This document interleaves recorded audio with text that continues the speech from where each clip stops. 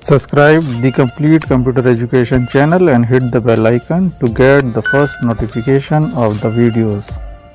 नमस्कार, the complete computer education में एक बार फिर से आपका स्वागत है।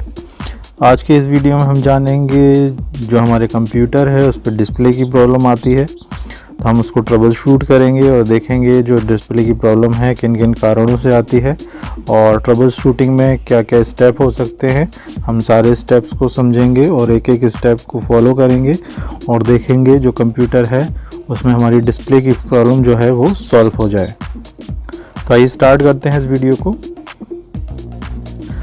तो सबसे पहले यदि आपके कंप्यूटर में डिस्प्ले प्रॉब्लम है तो हम उसको एक्सटर्नल तौर पर चेक करते हैं। तो सबसे पहले हम मॉनिटर की स्क्रीन को देखेंगे, क्या वो नो इनपुट सिग्नल्स को शो कर रही है, उसके ऊपर कोई भी सिग्नल नहीं आ रहा। फिर उसके बाद हम कीबोर्ड को चेक करेंगे, यदि आपके कीबोर्ड पर नंबर लॉक और कैप्स लॉक की पे लाइट आ रही है तो इसका मतलब ये है कि जो मॉनिटर है वो डिस्प्ले प्रोवाइड नहीं कर रहा, बाकी आपका जो सीपीयू है वो डिस्प्ले जनरेट कर रहा है। और अगर कीबोर्ड पर भी लाइट नहीं आती है तो हम आगे का चेक करते हैं। हम जो सीपीयू से मॉनिटर तक की डिस्प्ले केबल है उसको चेक करेंगे प्रॉपरली लगी है या नहीं लगी है। हम चाहें तो पावर केबल को भी, पावर कॉर्ड को भी चेक कर सकते हैं। तो ये पहला स्टेप होगा। फर्स्ट स्टेप में हम एक्सटर्नली कंप्यूटर को चेक करेंगे। इसके बाद सेकंड स्टेप देख लेते हैं। यदि इस स्टेप से भी हमारे कंप्यूटर पर डिस्प्ले नहीं आती तो सेकंड स्टेप में हम क्या करेंगे, सेकंड स्टेप में हम कंप्यूटर को खोलेंगे। कंप्यूटर को खोलने के बाद जो कैबिनेट है उसको ओपन करने के बाद हम एसएमपीएस की जो पावर कनेक्टर हैं जो हमारे मदरबोर्ड के ऊपर प्लेस होते हैं उन पावर कनेक्टर्स के कनेक्शंस को देख लेंगे, क्या वो कहीं से ढीले तो नहीं हो रहे, लूज़ तो नहीं हो रहे। यदि वो लूज़ हैं तो उनको एक बार निकाल के दोबारा से उनको फिर से कनेक्ट करेंगे, जिससे कि जो भी उसमें लूज़ होगा या कनेक्शंस में एरर होगा वो सॉल्व हो जाएगा। यदि इसके बाद भी हमारे कंप्यूटर पे डिस्प्ले नहीं आती है, क्योंकि जो 4 वायर पावर कनेक्टर है इसके ना लगने से या इसके लूज़ होने पर भी डिस्प्ले कंप्यूटर हमें नहीं देता है, तो यहाँ पर हम इसको चेक कर लेंगे। इसके बाद थर्ड जो स्टेप है उसको देख लेते हैं।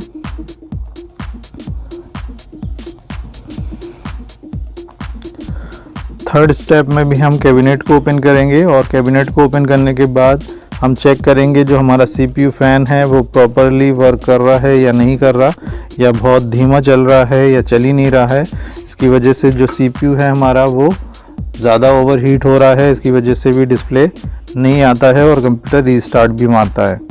तो यहाँ पर हम सीपीयू फ़ैन को देखेंगे, उसको चेक करेंगे। सीपीयू फ़ैन अगर प्रॉपरली वर्क कर रहा है, ठीक है, और उसमें कोई भी दिक्कत नहीं है तो हम आगे बढ़ेंगे। नेक्स्ट स्टेप को देखते हैं। नेक्स्ट स्टेप में हम जो मदरबोर्ड पर लगी हुई रैंडम एक्सेस मेमोरी है, हमारी रैम है, उस रैम को हम रिमूव करेंगे। रिमूव करने के बाद उसको हम अच्छी तरीके से साफ़ कर सकते हैं। हम उसको साफ़ करेंगे। साफ़ करने के बाद हम 2 तरीके से साफ़ कर सकते हैं। यहाँ पर आप इस तरीके से साफ़ कर सकते हो।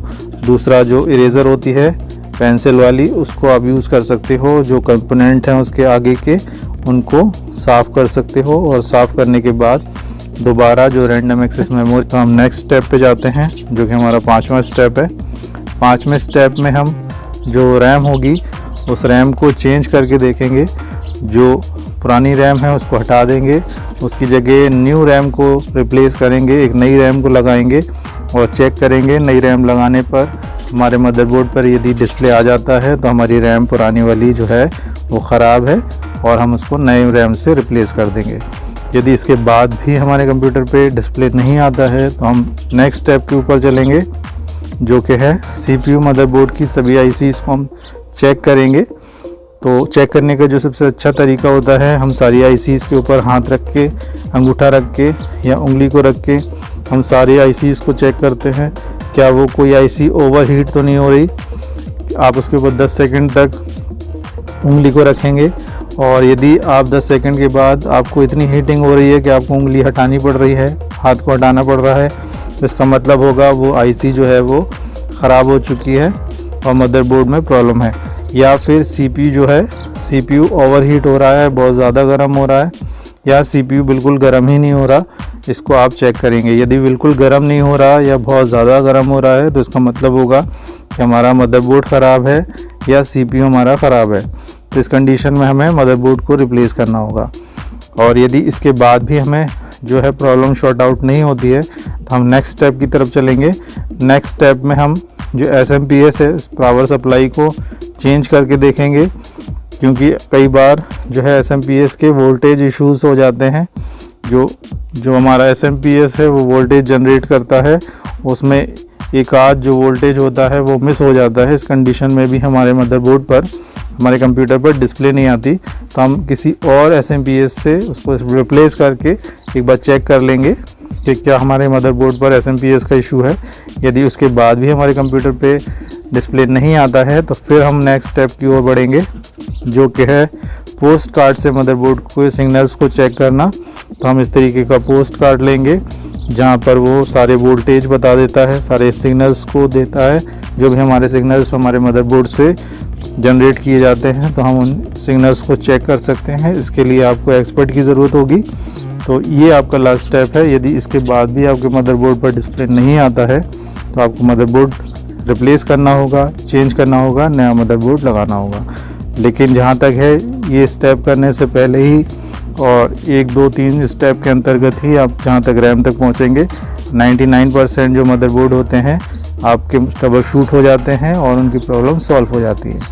इसके बाद यदि कोई ऐसी ICs जो हैं वो ख़राब हैं, जैसे मेन इंटेल IC है, जो मेन IC है मदरबोर्ड की, वो ख़राब है, तो उसके लिए हमें मदरबोर्ड को ही रिप्लेस करना होता है। यदि आपको ये वीडियो अच्छा लगा है, पसंद आया है और आपको ये इन्फॉर्मेशन पसंद आई है तो प्लीज़ इस चैनल को लाइक कीजिए, सब्सक्राइब कीजिए, जिससे कि और अच्छे वीडियोज़ इस चैनल के ऊपर डाले जा सके। आपको बहुत बहुत धन्यवाद।